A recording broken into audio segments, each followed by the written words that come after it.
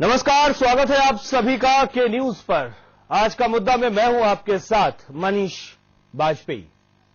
सूबे की सियासत में आज यकायक, सुबह तो सोचा भी नहीं होगा उन दो महानुभावों ने कि उनकी लाल बत्ती चली जाएगी, लेकिन यकायक एक बड़ी घटना घट गई। सरकार में अचानक एक सफाई अभियान चला और दो मंत्रियों का बस सफाया हो गया। कहने वाले कह रहे हैं कि मुख्यमंत्री जी देर से आए, लेकिन बिल्कुल जबरदस्त दुरुस्त आए हैं। और अभी भी कई ऐसे मंत्री हैं जो नसीहतों के बाद भी सुधरने का नाम नहीं ले रहे हैं। उनकी हरकतों पर हर किसी की उंगली उठ रही है। तो क्या अगला नंबर बहुत जल्द किसी और का भी है? हो सकता है।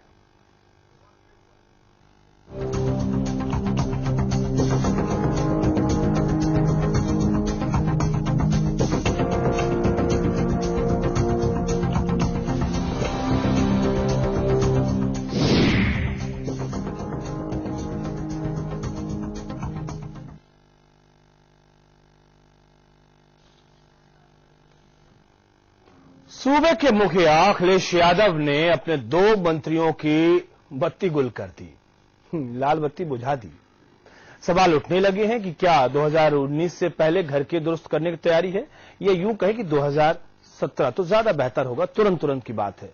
सत्ता और संगठन की ओवरहॉलिंग का काम शुरू हो गया है क्या, या इससे भी कहीं ज्यादा?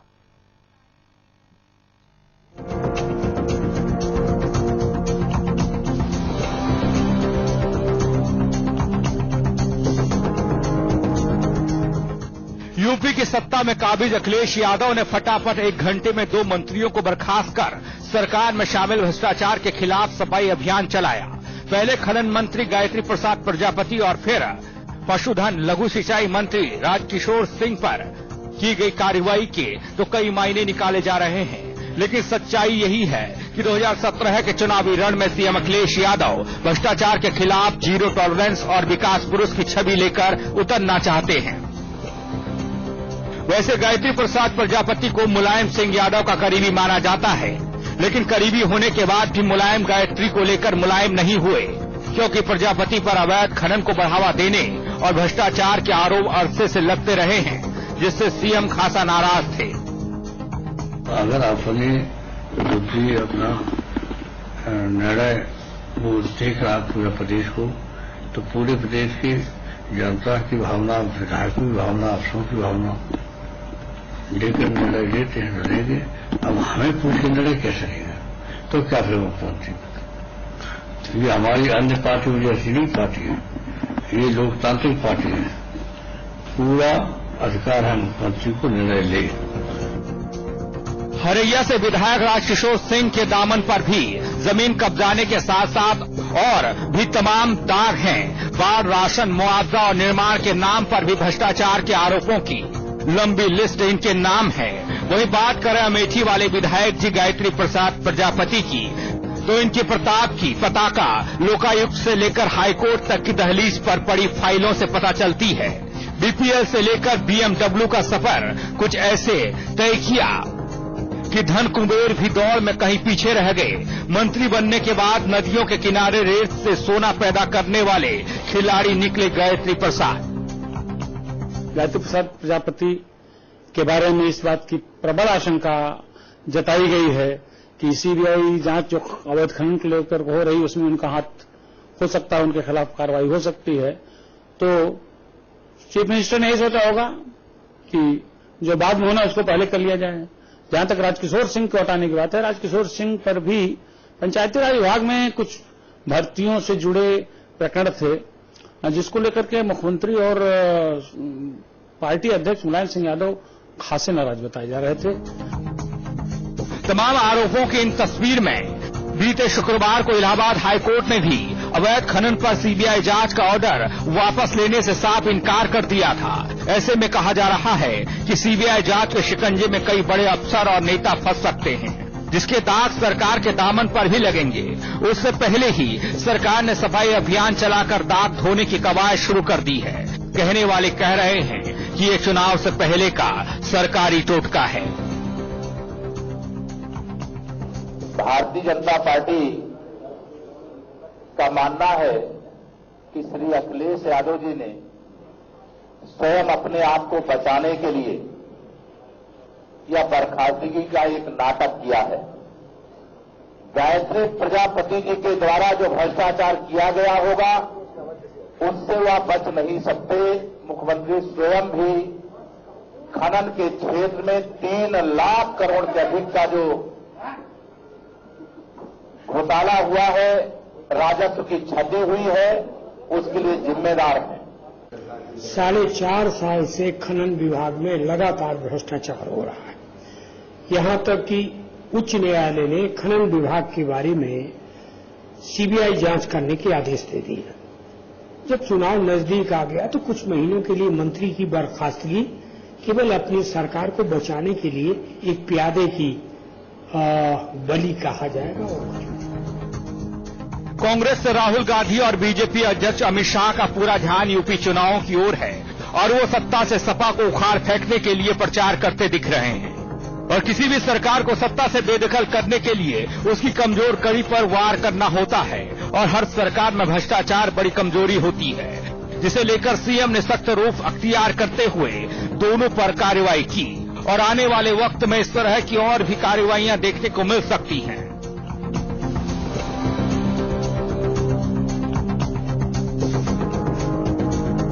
समाजवादी पार्टी से मंत्रियों की बर्खास्तगी कोई नई बात नहीं है। अखिलेश यादव इससे पूर्व भी दर्जन भर मंत्रियों को बर्खास्त कर चुके हैं। एक बार फिर उन्होंने गायत्री प्रसाद प्रजापति और राजकिशोर को बर्खास्त कर यह संकेत दिया है कि पद और नाम बड़ा नहीं होता, बड़ी होती है पार्टी की इज्जत, पार्टी की छवि।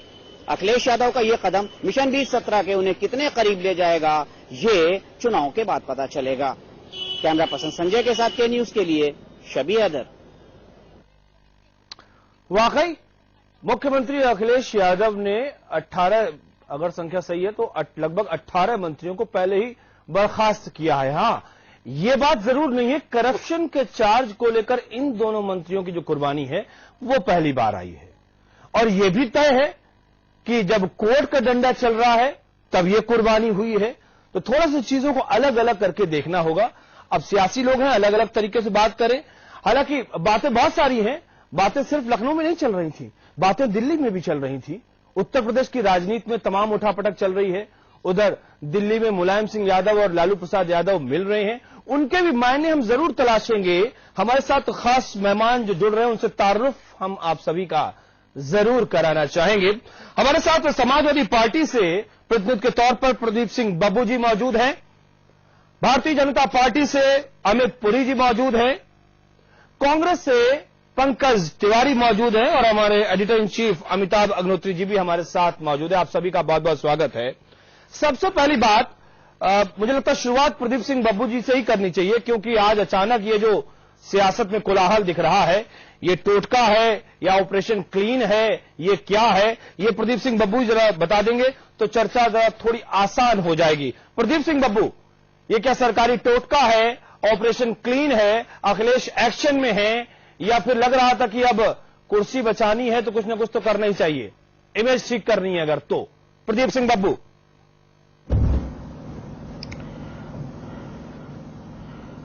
मनीष जी, ये कोई टोटका भी नहीं है और ना ऑपरेशन क्लीन है, लेकिन हां, अगर किसी के खिलाफ कोई शिकायत माननीय मुख्यमंत्री के संज्ञान में आ रही है तो निश्चित रूप से ऐसे लोगों को मुख्यमंत्री अपने विवेक से जिसको भी चाहे रखें, जिसको भी चाहे हटावें, ये उनका विवेकाधीन है, विवेकाधिकार है और इसके लिए मुख्यमंत्री स्वतंत्र हैं। चलिए, क्या कहेंगे अमित पुरी जी? आपने तो टोटका बताया है वैसे। अमित पुरी जी। मनीष जी, स्टूडियो में आपकी जो वॉइस रिसेप्शन है बिल्कुल समझ में नहीं आ रहा है। आपके यहां टेक्निकल प्रॉब्लम है, इसको जरा कृपया दूर करा दे तो सवाल आए तो उत्तर भी आए। जी, तो मेरी आवाज अगर आप तक पहुंच रही है तो हम आपसे आपका रिएक्शन जरूर जानना चाहेंगे।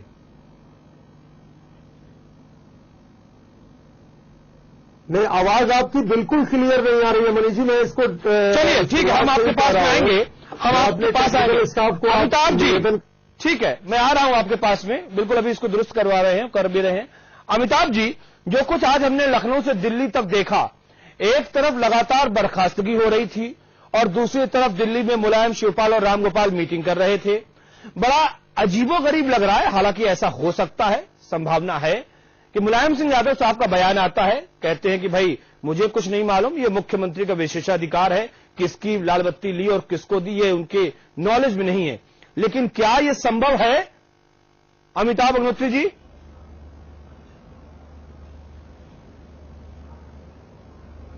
नहीं, देखिए मनीष, जो दो बातें हैं बड़ी महत्वपूर्ण। एक तो जो मुलायम सिंह जी का बयान आया कि भाई मैंने भी टीवी से जाना, इस बयान पर जो लोग समाजवादी पार्टी के काम करने की शैली से परिचित हैं, वो लोग शायद भरोसा नहीं करेंगे। समाजवादी पार्टी में इतना बड़ा निर्णय हो जाए और उसके अध्यक्ष मुलायम सिंह जी उससे अवगत न हो, उनकी राय मशविरा न हो, उसमें उनकी सहमति नहीं हो, मुझे लगता है ये मानना थोड़ा बहुत मुश्किल काम है। मुलायम सिंह जी ने एक राजनीतिक वक्तव्य दिया है, एक सैद्धांतिक बात कही है कि मंत्री को रखना ना रखना मुख्यमंत्री का विशेषाधिकार है, ये एक सैद्धांतिक बात है। लेकिन सब लोग जानते हैं कि पार्टियां तय करती हैं मंत्रियों के नाम। मंत्रियों को जब हटाया जाता है तो भी पार्टी का फैसला होता है, मुख्यमंत्री के जरिए वो फैसला दुनिया तक जाता है, ये बात अलग है। दूसरी बात जो अभी समाजवादी पार्टी के हमारे साथी कह रहे थे, जो मुख्यमंत्री जी के संज्ञान में जो शिकायत किसी की आई होगी तो उन्होंने कार्रवाई की, यहां एक बड़ा मौजूद सवाल उठता है। ठीक बात है, ये शिकायत आज नहीं आई ना। गायत्री प्रसाद प्रजापति के विरुद्ध शिकायत तो सालों से है। लोकायुक्त में मामला गया, मुकदमे हुए, विधानसभा में हंगामा हुआ, विधान परिषद में हंगामा हुआ, तमाम मीडिया में जेरे बहस रहा मुद्दा। गायत्री प्रसाद प्रजापति इस सरकार के ऐसे मंत्री थे जो सर्वाधिक विवादित मंत्री थे, जिन पर भ्रष्टाचार के तमाम गंभीर आरोप थे, और कमोवेश मुलायम सिंह के सबसे प्रिय मंत्री भी, समाजवादी पार्टी के मित्र के लिए भी। गायत्री प्रसाद प्रजापति गायत्री प्रसाद प्रजापति ऐसे इकलौते मंत्री हैं जिनको इस सरकार में 3 बार प्रमोशन मिला। उन्होंने जब सरकार ज्वाइन की थी तो वो राज्य मंत्री थे, उसके बाद वो स्वतंत्र प्रभार हुए जी, उसके बाद वो कैबिनेट हुए। इसका मतलब उनकी परफॉर्मेंस अच्छी मानी गई। और राजकिशोर के खिलाफ भी तमाम बात थे। सबसे बड़ी बात शिवाकांत ओझा ने जो उठाई थी, चेक डैम घोटाला 200 करोड़ का, वो तो शिवाकांत ओझा ने उठाई थी बात। और राजकिशोर को जो लोग उनके इलाके से जानते हैं, वो जानते हैं वो किस ढंग के राजनेता हैं जी। तो यही तो बात है। मैंने अभी इसको शुरुआत में ही कहा अमिताभ जी कि अखिलेश यादव वैसे तो 18 मंत्रियों की बलि ले चुके हैं, उन्हें बर्खास्त कर चुके हैं, लेकिन करप्शन के चार्ज में ये 2 मंत्री, ये पहला वाकया है इन 4.5 साल के बाद की जो स्थिति है करप्शन के चार्ज में भी। और जैसा आपने कहा कि गायत्री प्रसाद प्रजापति को लगातार उनको प्रमोशन मिलता रहा, तो गायत्री प्रसाद प्रजापति को बस यूं ही हटा दिया गया हो, कम से कम मेरा जहन ये नहीं मानता है। मेरा जहन ये साफ तौर पर कहता है कि जब अदालत का डंडा चल रहा है तब जाकर ये बलि ली गई है, वरना मुलायम सिंह के अति प्रिय माने जाते हैं और शायद इसीलिए लगातार इनको प्रमोशन मिलता रहा है।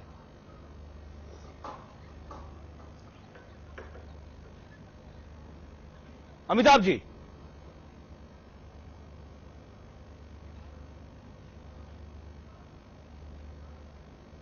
चलिए फिलहाल एक यहां पर छोटे से ब्रेक के लिए लौट कर आएंगे और ब्रेक के बाद जब आएंगे तो सीधे सवाल हमारे जो खास मेहमान पंकज तिवारी और अमित पुरी जी हैं उनसे भी जरूर हम जानना चाहेंगे कि आखिरकार पर्दे के पीछे जो सियासत है क्या ठीक वैसी ही है जो पर्दे के सामने दिख रहा है।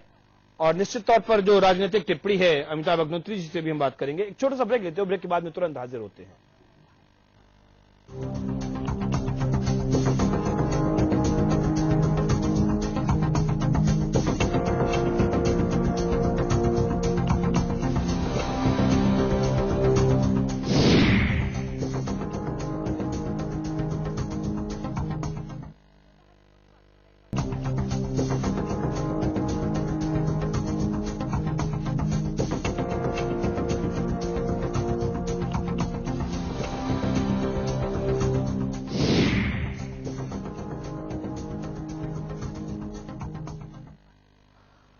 वेलकम बैक, मैं हूं आपके साथ मनीष बाजपेयी। तो सवाल ब्रेक पर जाने से पहले ठीक यही करके गए थे कि जो कुछ सियासत में पर्दे के सामने दिख रहा है, क्या पर्दे के पीछे भी रंगमंच वैसा ही सजा हुआ है जैसा पर्दे के सामने? आप भी कहेंगे शायद ना, और हम भी कहेंगे शायद ना, लेकिन जिनके यहां नाटक चल रहा है वो ये कह रहे हैं कि नहीं, सब कुछ बढ़िया है, सब कुछ ठीक है। बहरहाल जो हमारे साथ खास मेहमान जुड़े हुए हैं, प्रदीप सिंह बब्बू, अमित पुरी और पंकज तिवारी के साथ साथ हमारे editor in chief Amitabh Agnihotri भी जुड़े हुए हैं। जो सवाल पहले था वो अब भी है। अमित पुरी जी, मुझे लगता है कि आवाज अब तक पहुंच रही होगी। सिर्फ और सिर्फ रिएक्शन आपका पहला, पर्दे के सामने जो रंगमंच सजा हुआ है, पर्दे के पीछे क्या तैयारियां चल रही हैं? अमित पुरी।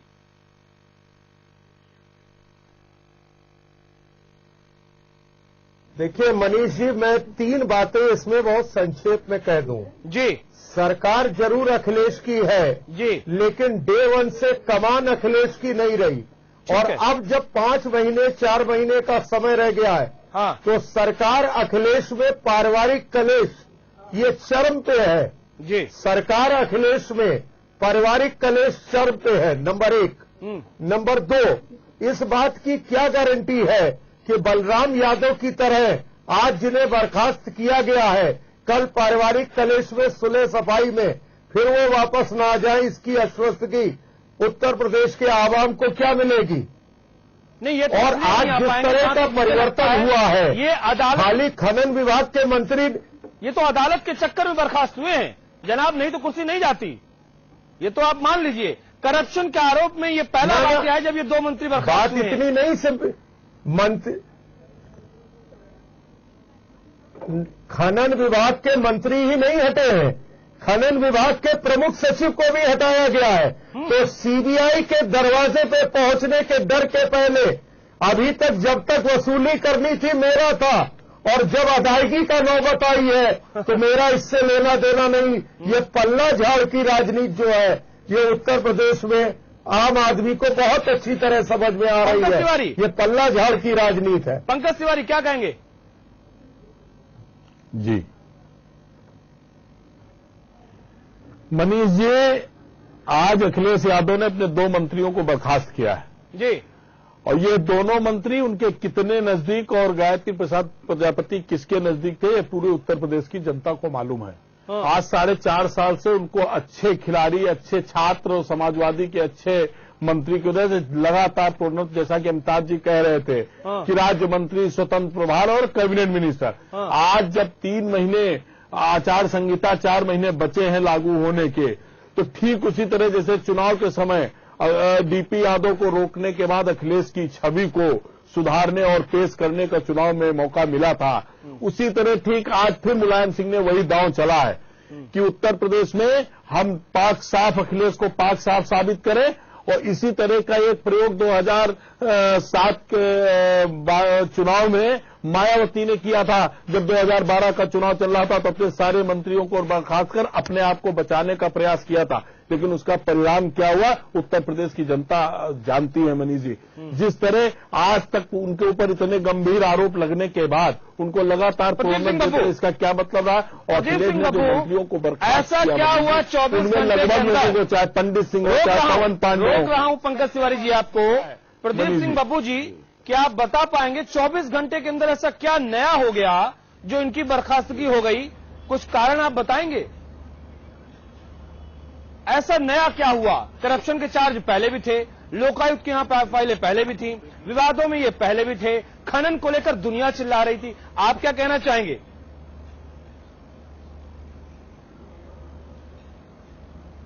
कोई चीज संज्ञान में आए उसके लिए 24 घंटा नहीं 24 मिनट भी पर्याप्त होते हैं।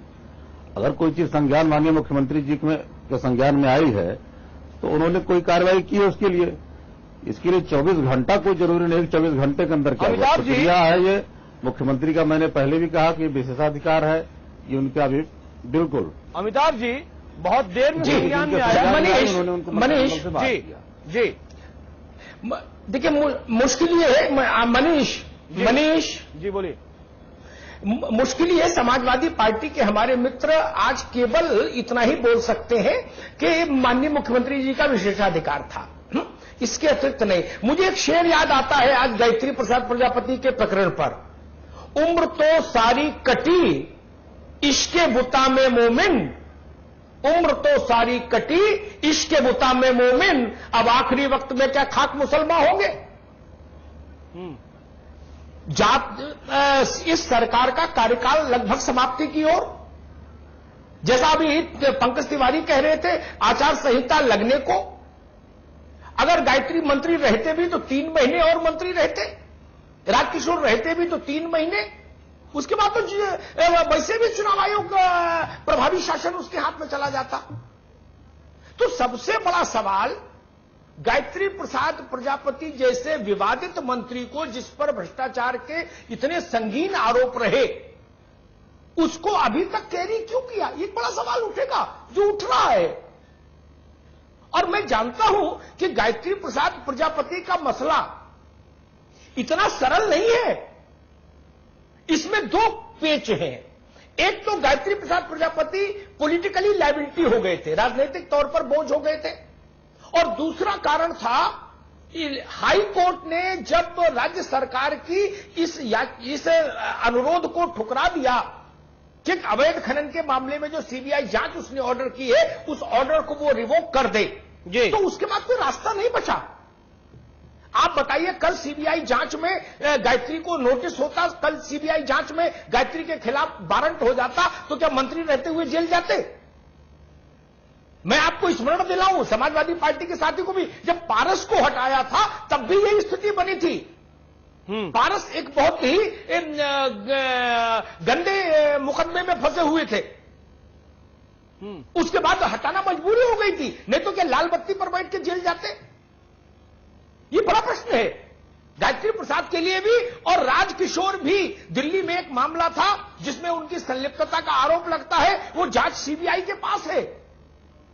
वही स्थिति राजकिशोर के साथ भी थी, और राजकिशोर का रसूख कितना था ये वहां के लोग जानते हैं। एक कार्यक्रम हुआ था अभी उनके इलाके में जिसमें वहां का कलेक्टर उनके पैरों के नीचे बैठ के ताली बजा रहा था राजकिशोर के। ये वैसे प्रतापी मंत्री रहे हैं। तो मुझे लगता है इस चीज को हमको इतने सरलीकृत रूप से नहीं देखना चाहिए। गायत्री प्रसाद प्रजापति लायबिलिटी थे, कानूनी फ्रंट पर भी, लीगल फ्रंट पर भी और राजनीतिक मोर्चे पर भी, इसलिए उनको जाना ही था, वो चले गए। नहीं, बिल्कुल ठीक बात है। और यही बात जो आपने कही, तो क्या लाल बत्ती बैठकर जेल जाते? अगर ना हटाते तो क्या लाल बत्ती पर बैठकर जेल जाते? ये अपने आप में और हास्यास्पद है। तो ये तो होना ही था। लेकिन जो बात प्रदीप सिंह बब्बू कह रहे थे बड़े आसानी के साथ में कि मुख्यमंत्री जी के अब संज्ञान में आया और उन्होंने ये कार्रवाई की, तो जनाब बहुत देर कर दी हुजूर आते आते बड़ी देर में संज्ञान में लाए। लेकिन फिर भी चलिए, देर आए दुरुस्त है, कहने वाले तो ये भी कह रहे हैं। एनालिसिस हैं और इसके प्लस और माइनस, नफा और नुकसान हम देख रहे हैं और चर्चा कर रहे हैं, और निश्चित तौर पर बहुत सारी बातें निकलकर सामने आएंगी। एक छोटा सा ब्रेक लेते हैं और ब्रेक के बाद में तुरंत लौट कर आते हैं।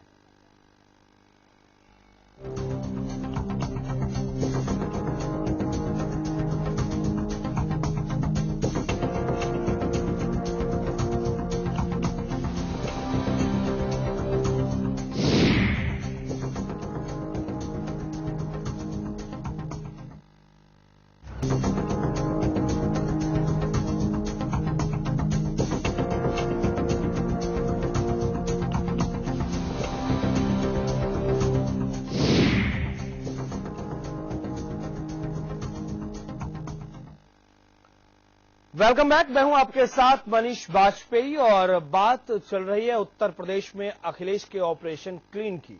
अलग अलग नाम जरूर दिए जा सकते हैं, विपक्ष की अपनी भाषा है, राजनीतिक जानकारों की अपनी भाषा है, और हां, जाहिर सी बात है सत्ता पक्ष से जुड़े हुए जो लोग हैं उनकी अपनी भाषा है। लेकिन एक बात तो सच है, जो कि आंकड़ों के मुताबिक भी बात ठीक बैठती है, कि अभी तक जितने मंत्री बर्खास्त हुए हैं उसमें इन दो के करप्शन के चार्ज में पहली बार ऐसा हुआ है।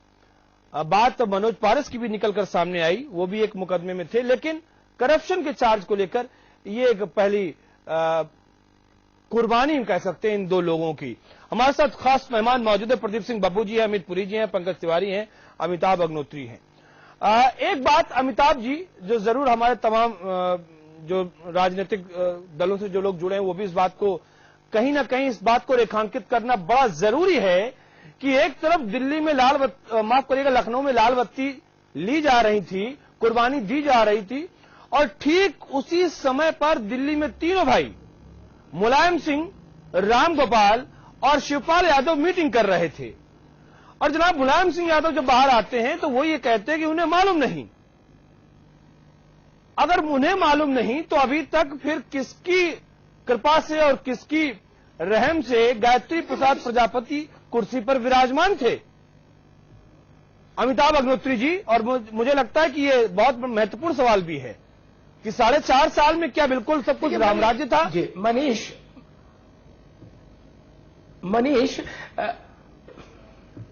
जी बोलिए।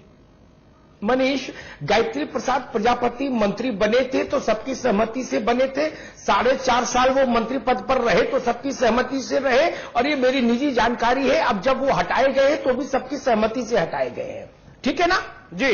राजनीतिक तौर पर कोई राजनेता सार्वजनिक मंच पर क्या बयान देता है वो अलहदा सवाल है, ठीक है। लेकिन मैंने शुरुआत में कहा था, समाजवादी पार्टी के संचालन की व्यवस्थाओं को जो लोग जानते हैं नजदीक से, वो इस बात को मानेंगे कि यह सहमति से हुआ फैसला है। गायत्री प्रसाद प्रजापति को अब साथ लेकर नहीं चला जा सकता था, क्योंकि सीबीआई का मामला संगीन हो गया था। हाईकोर्ट में सरकार गई थी कि इस जांच को रद्द कर दीजिए, आदेश को। हाईकोर्ट ने रद्द नहीं किया, इसलिए अब कोई रास्ता नहीं था, इसलिए गायत्री को तो जाना ही था। नूतन ठाकुर जब लोकायुक्त के पास गई थी और उन्होंने तमाम दस्तावेज सौंपे थे, उस वक्त कुछ ऐसा गायत्री मंत्र का जाप हुआ कि मेहरोत्रा साहब लोकायुक्त थे, वो मामला रफा दफा जैसा हो गया। लेकिन अब पेच फंस गया आके सीबीआई के सामने। तो गायत्री प्रसाद के लिए तो नान्या पंथा ऐलाए, कोई रास्ता ही नहीं था। प्रदीप सिंह बाबू जी को जाना ही था जी। प्रदीप सिंह बाबू जी बिल्कुल खामोशी अख्तियार किए हुए। हैरानी की बात नहीं है, जैसा मैंने शुरू में कहा। प्रदीप सिंह बाबू जी आप तो बिल्कुल खामोशी अख्तियार किए हुए मुस्कुरा रहे हैं। चीजें यहां बिल्कुल रसातल में दिख रही हैं और आप एक बात के कह के एकदम बिल्कुल मौन धारण कर गए कि हाँ जो कुछ कहना हो आप कह लीजिए। आपकी मौन स्वीकृति है इन तमाम बातों पर, कुछ कहेंगे?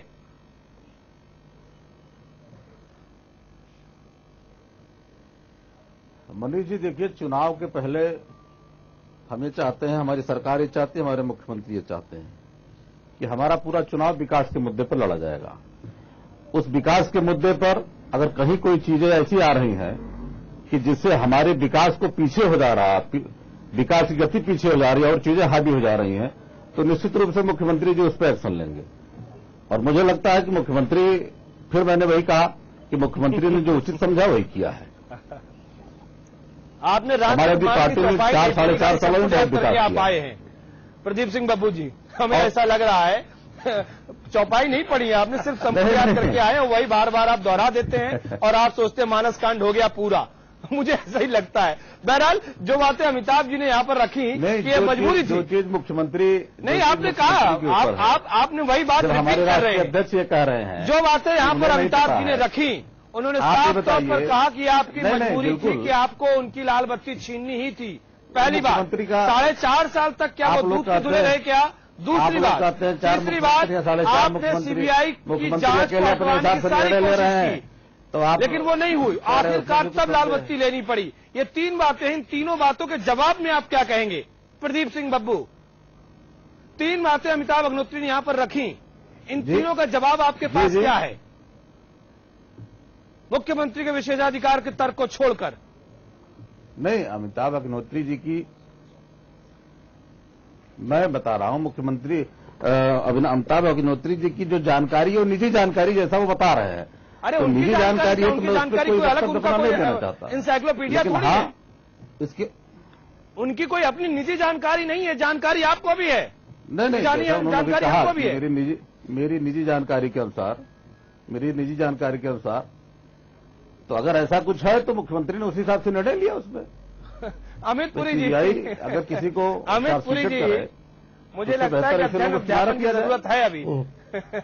अमित पुरी जी क्या कहेंगे आप? अमित पुरी जी क्या कहेंगे? मनीष जी, मुझे लगता बात काफी साफ हो गई।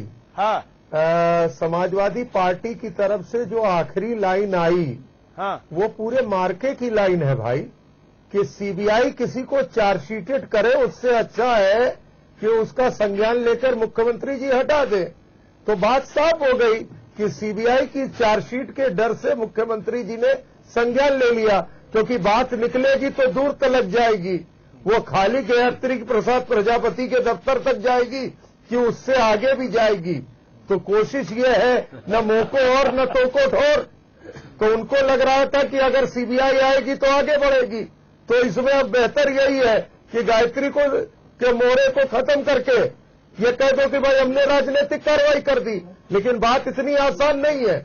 अगर मुख्यमंत्री का विशेषाधिकार था और अगर मुलायम सिंह जी को कुछ नहीं मालूम था, तो मुख्यमंत्री 4.5 साल तक अपने विशेषाधिकार का इस्तेमाल करके गायत्री जी को प्रमोशन ही देने के लिए थे या किसी और चीज के लिए भी थे।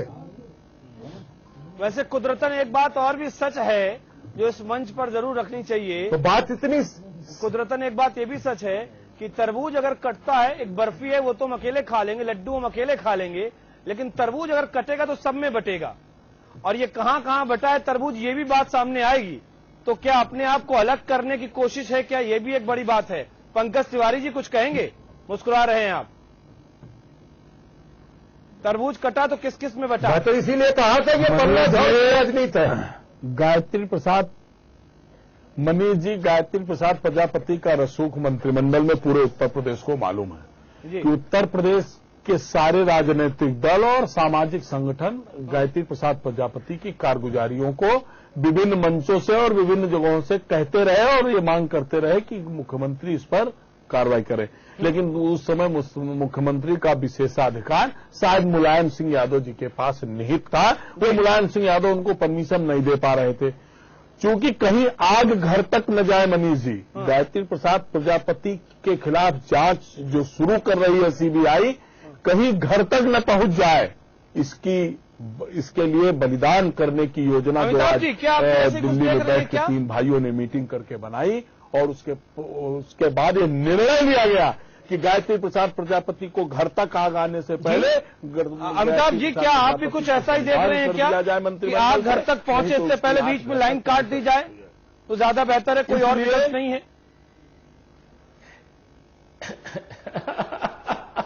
नहीं, देखिए मैं इस विवाद में नहीं पड़ता कि आग कहां तक पहुंचेगी, लेकिन यह था कि सीबीआई में बुरी तरीके से गायत्री प्रसाद प्रजापति जी फंसेंगे, इस बात की आशंका पूरी थी। इसीलिए हाईकोर्ट ने इस अनुरोध को सरकार के नहीं माना कि सीबीआई जांच को आप क्वेश कर दीजिए, खारिज कर दीजिए। अब मसला उठता है कि आखिरी समय में चुनाव की पूर्व संध्या पर जब ऐसे निर्णय लिए जाते हैं, चाहे वो राजकिशोर हो चाहे गायत्री हो, तब क्या सत्तारूढ़ दल को उसका फायदा मिलता है चुनाव में? एक प्रश्न खड़ा होता है। इसका उत्तर जानने के लिए हमको 2012 में चुनाव की पूर्व संध्या पे मायावती जी की सरकार की ओर देखना होगा। यही काम मायावती ने भी किया था। उन्होंने 5 साल 10 मंत्री हटा दिए थे तमाम आरोपों के तहत। लेकिन जो जनादेश आया, उस जनादेश में मायावती जी के उस राजनीतिक कदम का कोई लाभ नहीं मिला बसपा को, क्योंकि लोगों ने समझा कि भाई ये तो आखिरी समय में किया, जो काम पहले होना चाहिए वो आखिर में हुआ। ये एक अतीत का उदाहरण है जो हम सबके सामने है। लेकिन अब चूंकि मामला इतना गंभीर हो गया था गायत्री प्रसाद प्रजापति का, राजकिशोर का, कि जैसा मैंने शुरुआत में कहा कि क्या लाल बत्ती पे जाते जेल, तो वो एक कारण था कि आपको जाना ही था। और मुझे लगता है कि मुख्यमंत्री ने ठीक किया। आपको गायत्री प्रसाद प्रजापति को अब लेके चल ही नहीं सकते थे, और जब तक ऐसी स्थितियां रही कि गायत्री चल पाए तब तक गायत्री चले, ये तो प्रदेश ने देखा ही है जी। तो आगे क्या माना जाए कि कुछ और लाल बत्तियां शहीद होंगी? माफ करिएगा, शहीद शब्द इस्तेमाल नहीं करूंगा, मुझे लगता है और कुछ लोगों की कुर्बानी होगी। लेकिन जरूर इस सवाल को हम रखेंगे। अमिताभ जी, लगातार इशारा हो रहा है मुझे ब्रेक का, मैं एक ब्रेक लेता हूं। ब्रेक के बाद जब लौट कर आऊंगा तो ये आग कब बुझेगी, नहीं क्या और भड़केगी, इस बात का जरूर, इस सवाल का जवाब लेना चाहेंगे। एक छोटा सा ब्रेक लेते हो, ब्रेक के बाद हम तुरंत लौट कर आते।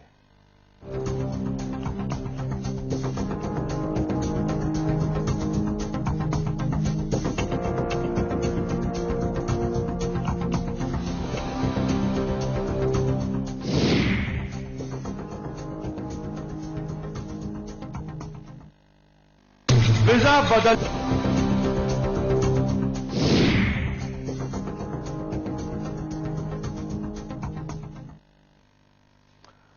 वेलकम बैक, मैं हूं आपके साथ मनीष बाजपेयी और चर्चा चल रही है अखिलेश के ऑपरेशन क्लीन को लेकर। ये मजबूरी में है या मोहब्बत में है, ये भी समझना बहुत जरूरी है, और इसके आगे फिर क्या, ये एक बड़ा महत्वपूर्ण सवाल है। लेकिन फिर भी चूंकि वक्त धीरे धीरे बीत रहा है, मुझे लगता है कि रिएक्शन बहुत जरूरी है, एक फाइनल रिएक्शन के तौर पर हम लेना चाहेंगे। प्रदीप सिंह बब्बू जी, बातें बहुत सारी यहां पर हुई, एक अपना कुछ फाइनल, इतनी तमाम बातों को लेकर एक कोई बात आप कहना चाहेंगे? ये मोहब्बत में हुआ या मजबूरी में हुआ? विशेषाधिकार को छोड़कर मुख्यमंत्री का विशेषाधिकार 4.5 साल तक, क्या पूरे 5 साल सुरक्षित है, अब हुआ तो क्यों हुआ, और ये आग बुझेगी या भड़केगी? Pradeep Singh Babbu, final comment. Final comment. जी, नहीं, ये मोहब्बत और मजबूरी का प्रकरण नहीं है। हाँ। ये मोहब्बत और मजबूरी की घटना नहीं है।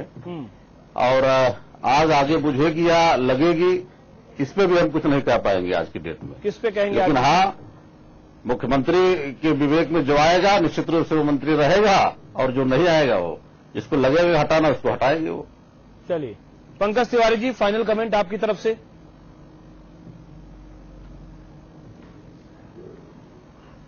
मनीष जी, उत्तर प्रदेश में मजबूर मुख्यमंत्री और मजबूर सरकार समय सफर में अपनी मजबूरियों के हिसाब से काम करते रहे। आज ये मजबूर थे गायत्री प्रसाद प्रजापति के खिलाफ कार्रवाई करने के लिए।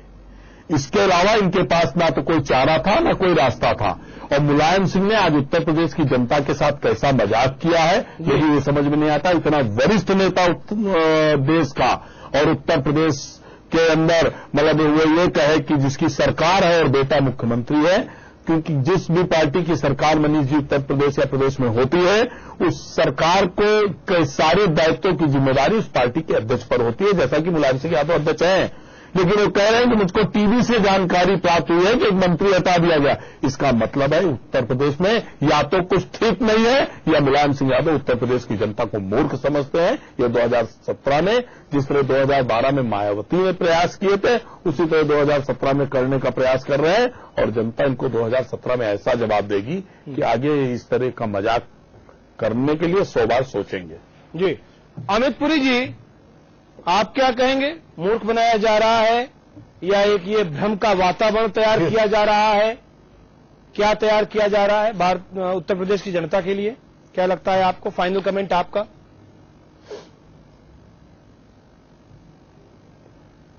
एक शब्द में ये आई वॉश है, क्योंकि गायत्री का खनन तो हो चुका, अब सीबीआई के खनन से बचने की तैयारी है। गायत्री के खनन को तो खुली छूट थी, अब सीबीआई के खनन से बचने की तैयारी है। लेकिन इतिहास जानता है इस तरह की घटनाओं के राजनीतिक नेतार्थ और रिपरकेशन अच्छे नहीं होते। यह समाजवादी पार्टी को इसके गंभीर राजनीतिक नतीजे भुगतने होंगे। जी, अमिताभ जी, चूंकि वक्त कम है तो मुझे लगता है कि आपकी तरफ से एक फाइनल कमेंट संपादकीय टिप्पणी के रूप में जरूर आना चाहिए। अमिताभ जी, क्या कहना चाहेंगे आप?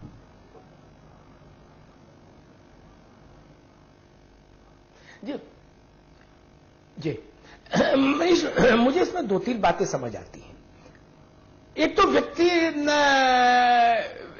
एक ऐसी स्थिति आ जाती है राजनीति में जब आपके लिए कोई व्यक्ति पूर्व में बहुत उपयोगी भी रहा हो, लेकिन कभी एक ऐसा पड़ाव आ जाता है जब वो बोझ हो जाता है। गायत्री प्रसाद प्रजापति उस स्थिति को प्राप्त हो गए, इसलिए उनको जाना पड़ा। हां, इतना जरूर है कि समाजवादी पार्टी की जो आंतरिक संरचना है, जो आंतरिक शक्ति संतुलन है, उसको देखें तो ये बात मैं कह सकता हूं कि जहां तक मुख्यमंत्री का सवाल है, अखिलेश यादव जी का सवाल है, वो राजकिशोर और गायत्री प्रसाद प्रजापति जैसे मंत्रियों से कभी सहमत नहीं हुए। लेकिन वो लोग मंत्रिमंडल में रहे, पार्टी का निर्णय था, परिवार का निर्णय था।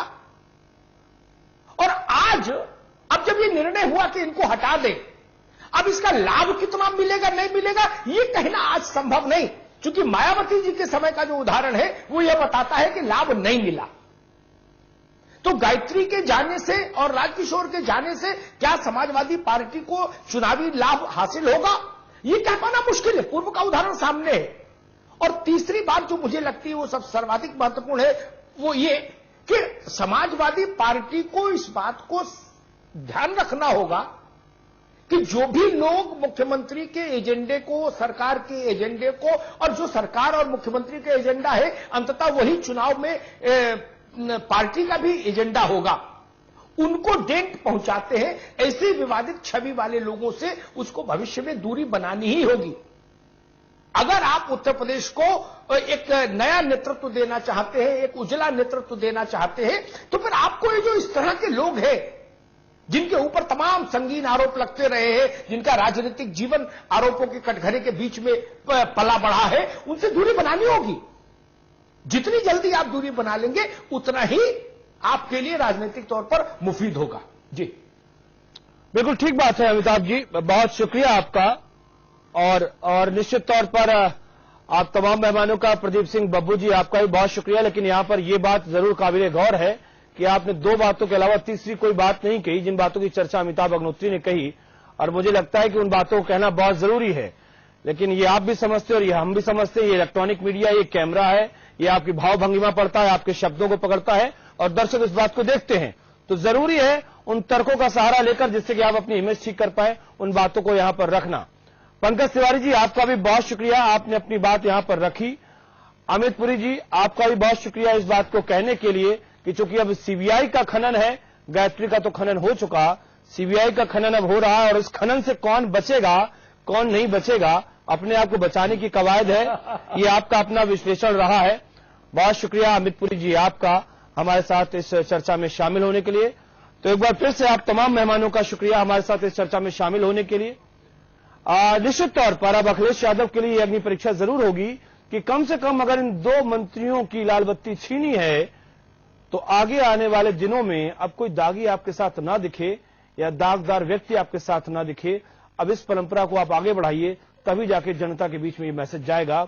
वरना अगर दो दागी भी आपके साथ चल रहे हैं और समाज में ये मैसेज है कि ये दागी हैं, आप कहें ना कहें लेकिन मैसेज पलट जाएगा। तो ये अब जरूरी अखिलेश यादव के लिए भी है, उत्तर प्रदेश के मुख्यमंत्री के लिए।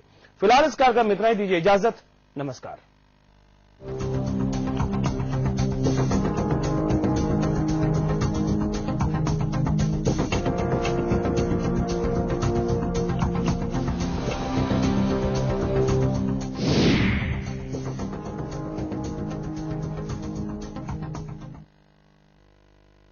साल के 6,000